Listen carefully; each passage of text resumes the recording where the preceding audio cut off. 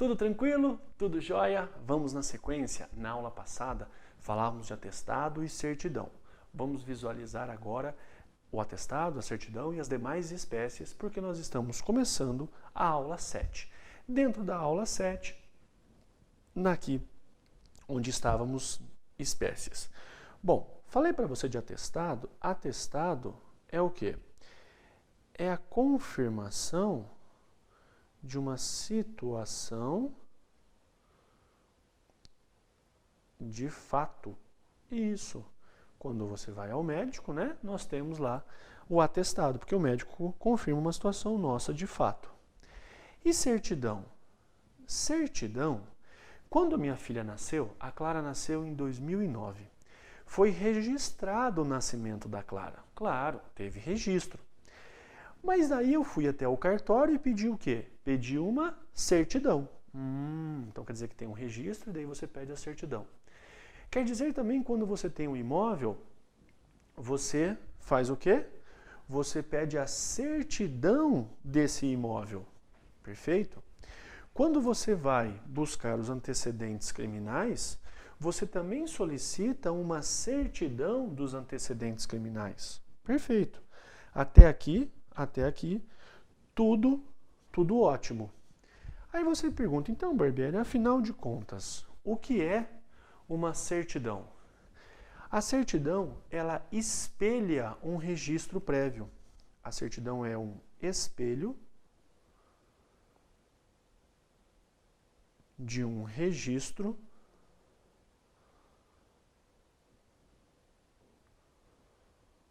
prévio. É o espelho de um registro prévio. Em outras palavras, quando eu falo de certidão, primeiro eu tenho o registro dos antecedentes criminais, do nascimento do ser humano, do imóvel na matrícula X. E para requerer a certidão, primeiro existe esse registro. E a certidão faz o quê? Ela tão somente vai espelhar esse registro. Fácil? Perfeito. Anota para mim. Olha só que pegadinha essa. Quando o oficial de justiça vai até ao encontro do réu, por exemplo, e não o encontra para intimar, para citar, para notificar. 99% dos oficiais de justiça vão lá nos autos e fazem uma certidão. Certifico que no dia tal, hora tal, certo ou errado? Errado. Porque não tem um espelho, né? Não tem um registro antes, prévio, para você fazer o espelho, que é a certidão. Você teria que fazer o quê? Um atestado. Atesto que no dia tal, tal horário, no endereço tal, não encontrei o réu fulano. Pronto, porque é uma situação de fato. Perfeito? Joia? Vamos para frente então. Volta para cá. Falamos do atestado, falamos da certidão. Vamos agora falar da autorização. O que é a autorização? A autorização é um ato unilateral, ou seja, parte da administração pública, discricionário, pode autorizar ou não, e ainda precário. Se amanhã ou depois não existir mais essa autorização, não tem o particular direito de ser indenizado. Exemplo clássico, porte de arma. Né? Porte de arma. Autorização de uso de bem público. Qual que é a pegadinha aqui? O que pode comparar? Podem comparar a autorização com a licença. Porque a licença administrativa, ela é um ato vinculado. Opa, olha só. Enquanto a autorização é ato discricionário, a licença é um ato vinculado. O que eu quero dizer com isso? Uma vez que o particular preencheu os requisitos, ele tem direito, olha bem, ele tem direito a obter a licença. Licença para construir, licença para exercer uma atividade profissional, ou seja, quando eu falo de licença administrativa, existe o chamado direito subjetivo, também conhecido como direito líquido e certo do indivíduo. Então, muito cuidado com a diferença entre autorização e licença. A administração pública, ela está inteiramente vinculada à licença administrativa. Ela não tem nenhuma margem de liberdade para licenciar ou não. Se o particular preencheu as condições, o particular tem o direito a ser licenciado. Entendeu? Fácil. Então, essa é a diferença entre autorização e licença. Depois disso, nós vamos falar da portaria e vamos falar também da circular. O que é uma portaria? Portaria, ela estabelece normas individuais. Quando alguém vai na portaria do prédio, ele se identifica, né? Ele se individualiza. Então, macetinho, normas individuais. Por quê? Essas normas individuais, elas são internas ao órgão, àquela pessoa jurídica. E não posso, olha só, não posso ter portaria relacionando pessoas indeterminadas. As pessoas devem ser sempre determinadas. Belezinha? Fácil? Depois nós temos a circular. A circular, ela sim está voltada para pessoas indeterminadas. E claro, né? A circular, ela atinge todos que estejam na mesma situação. Por quê? Porque eu falo de normas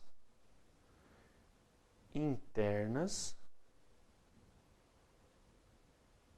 uniformes. Todos que estão naquela mesma situação serão atingidos por essa circular. Exemplo clássico, o horário de funcionamento da repartição pública vem por circular. Fácil? Beleza? Então agora ponto de número 7. Seguindo o seu edital, falamos de classificação, falamos de espécies, falamos também de vinculação e discricionariedade. Joia. Agora nós vamos trabalhar aquilo que diz respeito à fase sanatória. Ponto 7. Pode aparecer de duas formas. Fase sanatória ou ainda pode aparecer como fase de convalidação. Larga tudo aí que você está fazendo, continue só assistindo a aula, né? Não desliga não, faz uma gentileza. Pensa comigo, vamos analisar aqui um relacionamento, né? Exemplos ótimos. Concorda que no relacionamento tem dois tipos de pisada na bola. Aquela pisada na bola que você perdoa, releva, puxa a orelha, mas releva. E a pisada na bola que você não releva, que você não perdoa. Exemplo de pisada na bola que você não releva, que você não perdoa, que você nunca mais quer ver a pessoa. No dia do seu aniversário. Ou então o homem da sua vida que não é homem da sua vida coisa nenhuma. Deixa você em casa, inventa um migué. Sai com a sua melhor amiga, que também não é melhor amiga sua coisa nenhuma. E são flagrados aos beijos, num clima selvagem, né? Se é que me entende. Você fala traição no dia do meu aniversário, com a lazarenta daquela menina que se dizia minha melhor amiga, isso é imperdoável. Barbieri, isso não tem no meu edital. Tem de uma outra forma. Sabe por quê? Porque eu falo de vício sanável e vício insanável. Talvez, para a maioria das pisadas na bola, tenhamos o direito a uma segunda chance. Mas para algumas, não dá não. Para algumas não, porque o vício é insanável. Então, para convalidar, para aplicar a fase sanatória, para arrumar o ato administrativo, somente para vícios sanáveis. Todo e qualquer vício? Não, somente o vício sanável. Percebeu? O ato administrativo tem um defeito, mas esse defeito é pequeno, dá para ser corrigido. Se for um defeito grande, aí o ato é nulo. Então vem para cá, vamos trabalhar agora com fase sanatória ou convalidação. São sinônimos. Vem comigo aqui, ó. Falei de fase sanatória, falei de convalidação. Todo e qualquer vício, Barbieri? Jamais. Somente Um vício sanável. Ah, beleza. Então não é todo e qualquer vício, somente vício sanável. E eu convalido por quê? Você convalida por segurança jurídica e também por economia processual. Por segurança jurídica e por economia processual. Fácil, beleza, tranquilo. Mas para convalidar, você vai lembrar que convalidação ou fase sanatória é Constituição Federal. Você fala, o que é isso, Constituição Federal? É a ideia do CF. Vai no FIFOCOM e visualiza para mim onde é que eu tenho o C e onde é que eu tenho o F. Se errar aqui, tem que começar tudo de novo, hein? Cuidado. É o C, olha lá, é o C de quem? É o C da competência e é o F, não pode ser da finalidade, lembra? Vício na finalidade, se a finalidade não for pública, o ato é nulo. Então, qual que é o vício aqui? É o vício no outro F. Quem sobrou? Vício na forma. Então, para convalidar, só pode ser vício na forma ou na competência. E, obviamente, um vício sanável. Um vício sanável. E mais, muito cuidado porque, olha lá, ó, vamos puxar aqui uma flechinha. Não pode lesar terceiro e não pode lesar o interesse público. Não pode lesar terceiro e não pode lesar o interesse público. Então veja quais são as informações que nós temos na convalidação. Eu falo daquilo que diz respeito a vícios sanáveis. Eu só e tão somente vou convalidar quando eu tenho interesse em segurança jurídica ou economia processual. Só posso convalidar se o vício for na competência ou na forma. Lembrando também que eu não posso lesar terceiro e não posso lesar o interesse público. E aí você diz, Barbieri, agora a pergunta é, quais são, 7.1, quais são os efeitos da convalidação? Quais são os efeitos da convalidação? Vem comigo, ó. O ato surgiu aqui.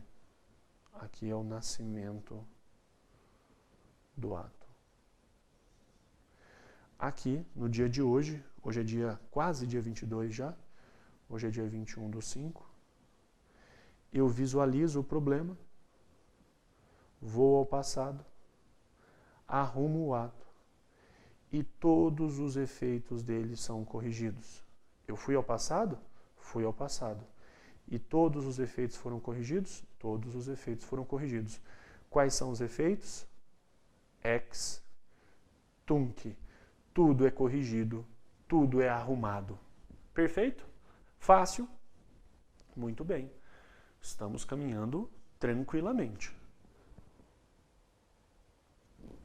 Qual que é a pegadinha aqui? Vamos falar para você, né? Banca examinadora não é de Deus. A banca vai falar para você que os efeitos são ex nunc, ou seja, não retroagem. Não. Se eu estou consertando alguma coisa, eu tenho que consertar tudo. Então, tem que retroagir. Os efeitos são ex nunc, coisa nenhuma. Os efeitos são ex tunc. Tudo é corrigido, tudo é arrumado. Pronto. Agora, o último item de atos administrativos. Extinção. Tá vendo? Matéria extensa, né? Mas é facinha. Extinção. Como é que eu posso extinguir o ato administrativo? Bom, posso ter uma extinção natural. Aquela licença para construir, a obra está construída, a licença está extinta. Ou porque chegou o prazo final e também o ato naturalmente foi extinto. Posso também extinguir por anulação, e você já está careca de saber, o vício é de ilegalidade, tanto a administração quanto o particular tanto a administração quanto o Poder Judiciário devem anular. Os efeitos são ex tunc. Mas também posso extinguir por revogação. Também posso extinguir por revogação. E na revogação, o que acontece? Eu estou falando de efeitos ex nunc, só a administração pública pode revogar e revoga por inconveniência ou inoportunidade. Temos ainda a extinção por cassação. Olha que beleza. Cassação você anota. Tem culpa do particular. O particular deixou de cumprir um requisito essencial para o ato administrativo. Imagina aquele indivíduo que tem a Carteira Nacional de Habilitação, de repente fica completamente cego. Ele não poderá mais ter a Carteira Nacional de Habilitação. Concorda? A Carteira Nacional de Habilitação dele foi cassada. Cassaram a sua CNH. Sua não, né? Do Zezinho. Pronto, do Zezinho. Professor, eu chamo José, mas não é você, é outro, pelo amor de Deus. E depois disso, nós temos a caducidade. Caducidade não tem culpa do particular. Não tem culpa do particular. O que é a caducidade? Anota para mim. Uma lei nova altera uma situação consolidada no passado. Uma lei nova altera uma situação consolidada no passado. Imagina que eu tenho um bairro que 99% formado por residências, mas eu tenho lá um estabelecimento empresarial. Vem uma lei nova, vem o Estatuto da Cidade, o Plano Diretor, e diz que aquele bairro agora ele é exclusivamente residencial. O que aconteceu com aquele comércio, o que aconteceu com aquele estabelecimento empresarial, tem que se retirar, tem que ir para outro canto. Isso é o que? Caducidade. Perfeito? Na caducidade, pode aparecer para você a expressão ilegalidade superveniente. No começo o ato era legal, válido, superveniente. E depois passou a ser ilegal. Perfeito? Joia? Vixe, pensa bem, hein? Já acertamos aqui umas 2, 3 questões da sua prova, com certeza. Atos administrativos cairá. Pode ter absoluta certeza nisso. Fácil, tá tranquilo, beleza. Vou mudar o tema, tá? Então, vamos na sequência para um novo tema do seu edital. Vem comigo, ó. Agora, analisando o seu edital, eu quero trabalhar com você. Vamos aí dar uma arejada na cabeça, vamos dar uma relaxada. E concurseiro você sabe, né? Quando relaxa, faz o quê?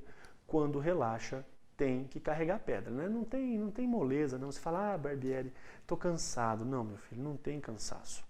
Vamos falar de organização administrativa. Vamos falar daquilo que diz respeito à organização da administração pública. Vamos falar de União, vamos falar de estados, DF e municípios. E esse tema é legal, por quê? Porque nós conseguimos, quase que em sua integralidade, fazer macetinho, fazer quadro resumo. Organização da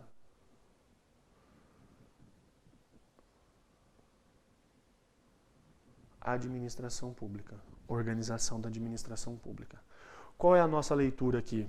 Preciso que você veja o artigo 37, inciso 19 da Constituição Federal, mais o artigo 5º do Decreto-Lei 200 de 67, mais o artigo 5º do Decreto-Lei 200 de 67.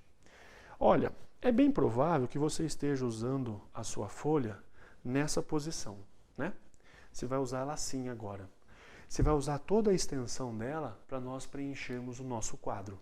E eu vou fazer inúmeros quadros com você. Eu vou sempre pedir para você colocar a folha naquele modo paisagem, sabe? Modo paisagem? Então, é ali que eu quero que você vire sua folha, né? Dê uma jogadinha nela e a gente preenche junto.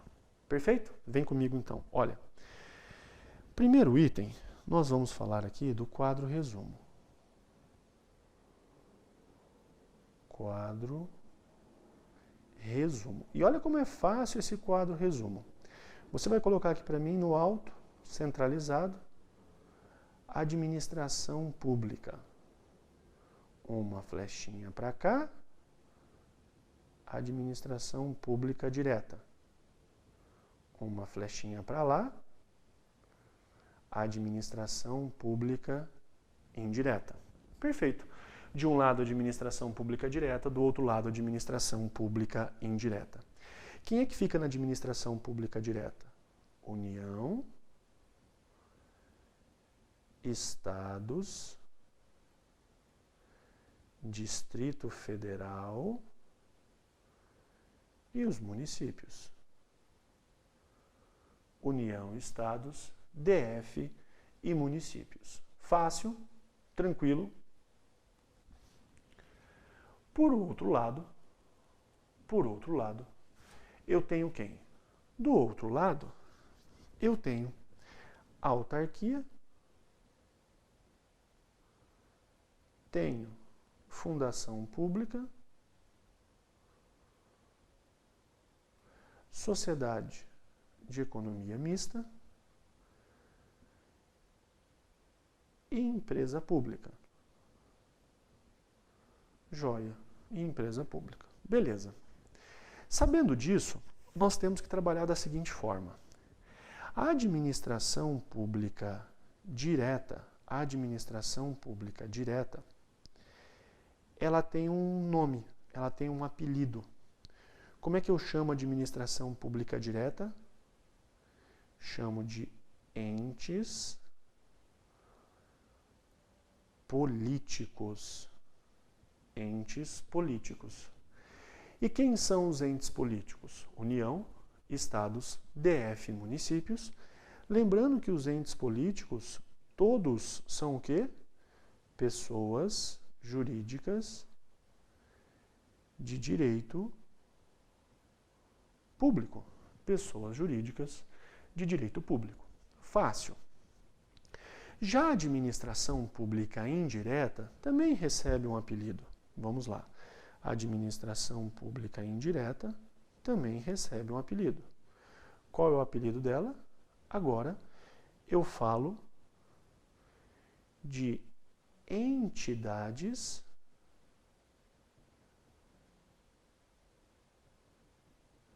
administrativas. Entidades administrativas. Perfeito? Quem são as entidades administrativas? Autarquia, fundações públicas, sociedade de economia mista e empresas públicas.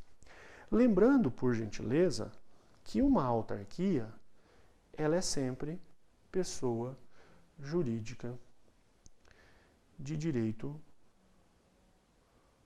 público. E sociedade de economia mista e empresas públicas são sempre pessoas jurídicas de direito privado. Ah, beleza. Pessoas jurídicas de direito privado. E ainda, lembra que a fundação pública pode ser de direito privado, como também pode ser de direito público. Vai depender do que ela escolher para a vida dela, né? A posição do Supremo Tribunal Federal é que a fundação pública pode ser uma pessoa jurídica de direito público, como também pode ser uma pessoa jurídica de direito privado. É bem verdade que, na prática, ela acaba sendo quase que sempre pessoa jurídica de direito público. Aí vira uma espécie de autarquia, nós vamos falar disso mais para frente.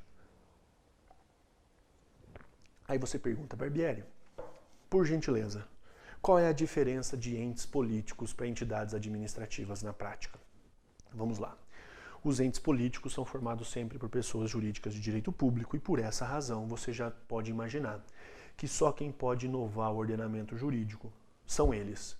Lei federal, lei estadual, lei distrital ou lei municipal. Joia? E a administração pública indireta? A administração pública indireta tem que fazer o quê? A administração pública indireta ela vai executar a legislação que já existe. Ela vai executar a legislação que já existe. Você fala, nossa, mas aí tá lindo. Pronto. Essa é a diferença básica. A autarquia não vai legislar, a autarquia vai cumprir a lei, poxa. Ah, então pera lá. Sabendo disso, vamos para o nosso segundo quadro resumo, tá? Vamos aqui para o nosso segundo quadro resumo. Eu quero que você entenda isso aqui, ó. Princípio da especialização, mais conhecido por descentralização. Princípio da especialização, mais conhecido por descentralização. Funciona assim. De um lado, lembra, eu tenho administração pública direta, do outro lado eu tenho administração pública indireta. Quem é responsável por sair da administração pública direta e chegar à indireta? Princípio da especialização. Por que especialização? A administração pública direta, ela não consegue, por si só, realizar tudo aquilo que a sociedade exige, tudo aquilo que a sociedade requer. Então, o que ela faz? Ela tem que especializar a atividade. E para ela especializar a atividade, em outras palavras, ela fará o quê? Em outras palavras, ela vai, e isso cai bastante, ela vai descentralizar. Ela vai, então, descentralizar. Quando eu falo da descentralização, em outras palavras, quer dizer que a União, os estados, o DF ou os municípios podem criar autarquias, fundações públicas, sociedades de economia mista ou ainda empresas públicas. Ó, qualquer um deles pode criar qualquer uma dessas aqui. Viu só que beleza? Então é assim que eu falo de descentralização. O que você está percebendo? Que na descentralização eu tenho pelo menos 2 pessoas jurídicas. Maravilha. Na descentralização, pelo menos 2 pessoas jurídicas e você está certinho. Pelo menos isso. Mas vamos melhorar o nosso raciocínio. Vamos então comparar agora a tal da descentralização com a famosa desconcentração. Descentralizar é diferente de desconcentrar. Descentralizar é diferente de desconcentrar. Perfeito? Na próxima aula eu volto